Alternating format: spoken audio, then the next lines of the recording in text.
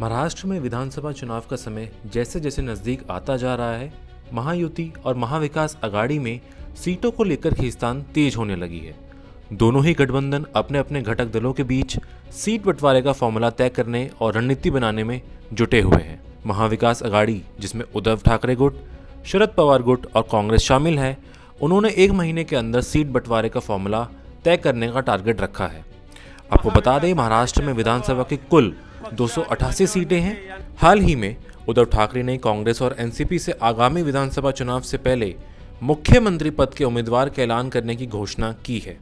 मैं आज आप सभी के सामने कहना चाहता हूं कि पृथ्वीराज चौहान हो या शरद पवार जी, आप आज अभी अपना मुख्यमंत्री पद का उम्मीदवार घोषित करो। उद्धव ठाकरे को उसे समर्थन होगा। जो अनुभव मुझे सेना बीजेपी की युति में हुआ, उसे मैं दोहराना नहीं चाहता। हम भी बैठकों में तय किया करते थे कि जिसकी सीटें ज्यादा उसका मुख्यमंत्री, लेकिन इससे होता यह था कि युति की सीटें ज्यादा लाने के बजाय एक दूसरे की सीट गिराने में ज्यादा काम होता था।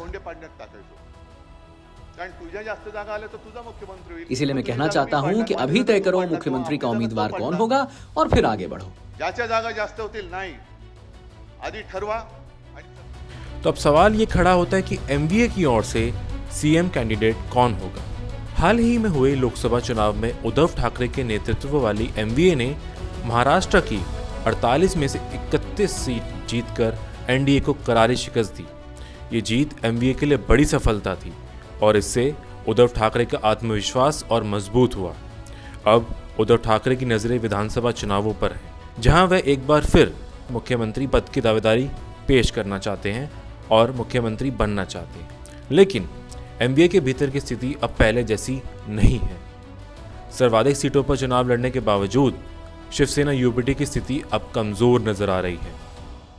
लोकसभा चुनाव में कांग्रेस ने 17 में से 13 सीटें जीती, जबकि शिवसेना यूबीटी ने 21 में से केवल 9 सीटें हासिल की, जबकि शरद पवार की एनसीपी ने 10 में से 8 सीटें जीतकर सबसे मजबूत स्थिति में खुद को बनाए रखा। शिवसेना यूबीटी की स्थिति कमजोर होने के साथ ही उद्धव ठाकरे की मुख्यमंत्री पद की दावेदारी भी सवालों के घेरे में आ गई है।